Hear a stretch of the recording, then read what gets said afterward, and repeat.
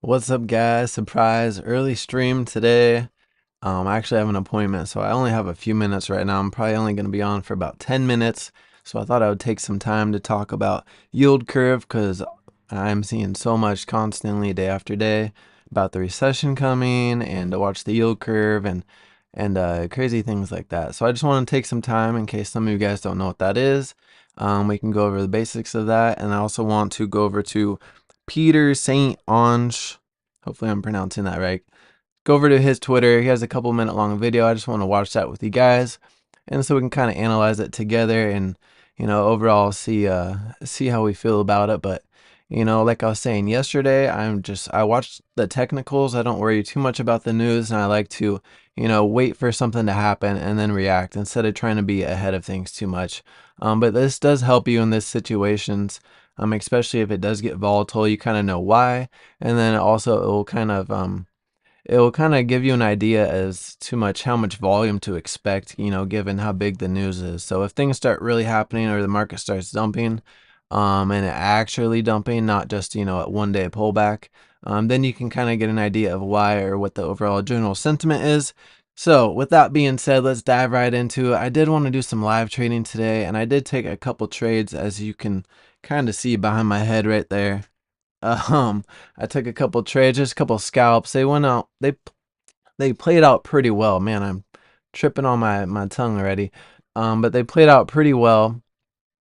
And I was gonna go over those two briefly, really quick. And man, I'm on such a time crunch, so I apologize for rushing this. I am gonna try to get on, possibly again later, but I'm not gonna guarantee it because I'm pretty busy. But I said I would be here, so I wanted to make sure that I showed up at least for a little bit. So yeah, so here we are. I think my mouse is playing games on me. So SPY is just ripping right now, broke through resistance as you can see on the hour chart. Maybe if I can move around. Hello. Okay. So the hour chart right here to the left, you can see breaking through resistance. And yesterday, man, I called this gap up. If you guys were watching, I said there's a good chance we end up gapping up to that 555 level. Now, of course, we did run towards the end of the day, and I said that when we were around 553, I believe. But nonetheless, gap did happen, and we kind of chopped around and had a strong bounce. So market is breaking out right now. Let's see if there's any breaking news, really. Nippon Steel publishes exchange with Union on U.S. Steel. U.S. stocks rise with tech boost. So basically, running off the same news as yesterday. 21 million volume. Volume's not too crazy, but it is moving. And I did trade futures a little bit today. And man, it started off rocky, but I'm currently up $12, which is not much. And I wanted to trade a little bit on here too. Like I said, I'm already about halfway through my time, and I would like to get into this yield curve with you guys. So this is the futures platform that I'll be trading on. If you guys haven't seen already, Top Step X, and yeah, I'm currently looking at ES, which ES and MES over here, which they're basically the same thing. And I am trading ES, not MES. And you can see that right here. But this is essentially SPY, but just the futures version of it. So it helps, if you already know SPY, it helps a lot when you move over to futures if you're trading those because you already know the patterns. You can kind of already know what to expect, and you kind of know what moves to break out. You can also watch both at the same time, and they can kind of help out. That way I can bounce around without worrying too much about here and what the trend is. I can focus on this screen and still know what's happening over there and just know what my stop loss take profit is at. But we are just kind of fizzling out right now. Again, it's only 10, so we are just heading out of lunch. So this was looks like everyone had a great lunch and just came back and decided to start buying based on that technical breakout right there. So pretty freaking cool. So let's go over to this yield curve and let's cover this. So first off, if you don't know what a yield curve is, let's go over to Investopedia, which, oh, here it is. Yield curve, what is it and how to use it? Let's just go over this really quick. I think this could be very beneficial to a lot of people, and it's always good to remind myself or just to refresh because I haven't read this in probably a couple years. So what is a yield curve? A yield curve is a line that plots the yields or interest rates of bonds that have equal credit quality but different maturity dates. The slope of the yield curve predicts the direction of interest rates and economic expansion or contraction that could result. Yield curves have three main shapes: normal upward sloping, inverted downward sloping, and flat. Yield curve rates are published on the U.S. Department of the Treasury's website each trading day. Just in case you want to go check that out and see, where is this yield curve? Where do I find it? That's where it is. Key takeaways. Yield curves plot the interest rates of bonds of equal credit and different maturities. Normal curves point to economic expansion. Downward sloping curves point to economic recession.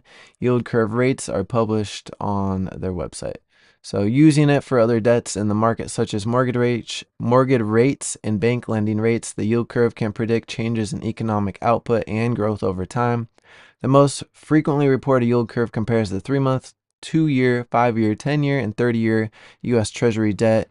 Yield curve rates are available on their website. Some investors use the curve to make investment decisions based on the likely direction of bond rates. And I'm trying to skim through this, so if you want to go and read through it thoroughly yourself, you can just go to Investopedia. And if you've never heard of that, man, it is just a wealth of information on there. I've learned so much from that website. And I think they updated their logo. Not that that matters. Normal yield curve shows low yields for shorter maturity bonds, increasing for bonds with a longer maturity. The curve slopes upward. This indicates that yields on longer-term bonds continue to rise, responding to periods of economic expansion. Fast fact: a normal yield curve implies stable economic conditions and a normal economic cycle. A steep yield curve implies strong economic growth, with conditions often accompanied by higher inflation and higher interest rates. So I'm just going to kind of slowly scroll here, so you guys, if you're watching the playback later, you can just pause it. Or again, like I said, you can just go here, and probably a good idea to study it yourself. Maybe I'll come back to it later if I am able to stream again. But for the sake of time, let's go on over to Peter St. Onge. Hopefully I don't get demonetized, but if I do, it is what it is. I'm doing it for you guys. Let's see what this guy has to say. So he said, we just got a big recession signal when the yield curve went normal. What the heck does that mean, and why does it matter? So this guy, pretty smart, much smarter than me. Let's hear what he has to say. 2 days ago, we got another big recession signal when the yield curve disinverted. What the heck does that mean, and why does it matter? So a yield Maybe I should just go full screen. perfect recession indicator, and it happens when long-term loans are cheaper than short-term loans. So this is weird. Normally, you should get paid more to lock up your money for longer. So a 10-year bond should pay more than a 2-year. With an inverted curve, it's the opposite. Long bonds pay less. The reason this happens is because markets expect the Fed to cut rates hard. Why would the Fed cut hard? Because they expect a recession. They cut the rates to try and goose the economy with cheap money to take the edge off the recession they caused. By the way, you can follow along at home. The simplest number is the so-called tens and twos, meaning the interest rate on the 10-year bond minus the interest rate on the 2-year bond. So if you Google Fred, as in Fred Flintstone, and tens and twos, you will get it on a silver platter. But what's key here is when the curve evens back out, when it disinverts, it's one of the most reliable recession indicators. In fact, at least since 1976, every single recession has followed that pattern. Interesting. The yield curve inverts for a while, and the actual recession starts once it evens out. Well, it just evened out on August 28th after over 2 years. That's what everyone's been freaking out about. That was the longest since the 1970s stagflation, suggesting we could be in for a big one. So what's next? Brought to you by Unchained.com. The reason for caring about indicators No, like it's yield not. curves is Not that today, recessions bucko. are generally announced long after they start.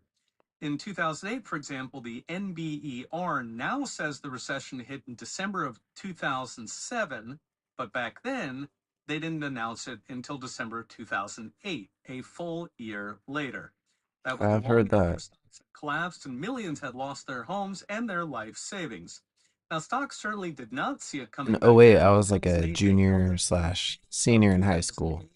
7 months into the And recession, I wanted to major in real we estate. dazzled with soothing All my press teachers releases laughed from at me. Fed Chair Bernanke and Treasury's Paulson how everything was perfectly fine until, like flipping a switch, it collapsed. At which point they all shucked about perfect storms.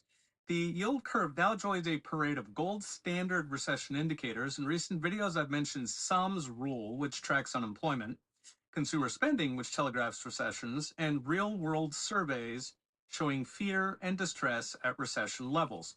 Recently mentioned how millennials living with parents has hit 1940s levels, how half of retirees are considering going back to work, and how missed That's job sad. or fear of losing their Work your whole jobs life to is at finally the highest relax. since 2008.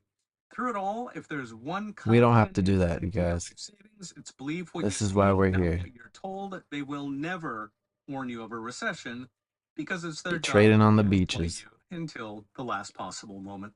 Okay, we'll be watching. Beautiful thing about the stock market, you can make money up and down. Gotta love it. So that is all the time I have for today, unfortunately. But again, oh, I haven't been watching the chat, but what's up, Marlon? Thanks so much for coming by. Appreciate it, man. And I can't even see the full screen here. Uh, What's up, John? Appreciate you guys very much. Thank you so much for coming by. Unfortunately, I have to dip out, take my kid to an appointment. So I'm going to try to be back on later, maybe for an after hours stream to just kind of hang out, maybe trade some futures after hours. That could be fun too. But yeah, I look forward to the future streams. And again, tomorrow, I think I actually do have another appointment. I don't know what time it is. I need to get on it and get my life figured out, apparently. But I will let you guys know. And of course, I will for sure stream whether it's before Power Hour or at Power Hour. I will be here and I will not be square, whatever that means. Anyways, hope you guys stay happy and healthy. I'll see you later.